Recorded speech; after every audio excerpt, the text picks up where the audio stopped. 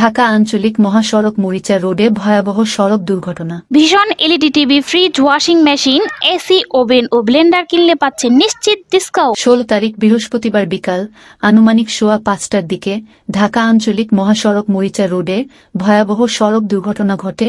আল্লাহ তাআলার রহমতে বেঁচে গেলেন 5 মাসের শিশু বাচ্চা সহ 5 জন। ঘটনাস্থানে গিয়ে জানা যায় যে সুস্থভাবে 2 মহিলা ছিল, পুরুষ ছিল 3-4 জন। যাচ্ছিল না, ঘটনা আনুমানিক আধা ঘন্টা আগে 5টা দিকে। নিজস্ব গাড়ি, নিজস্ব গাড়ি নিজেই ড্রাইভিং করতেছিল। বললো যে একটা সিএনজি ছিল, সিএনজিটা পাশে বের যায়, আমরা ব্রেকে কন্ট্রোল করতে পারি, তখন বুঝতে পারছি চলে যায়।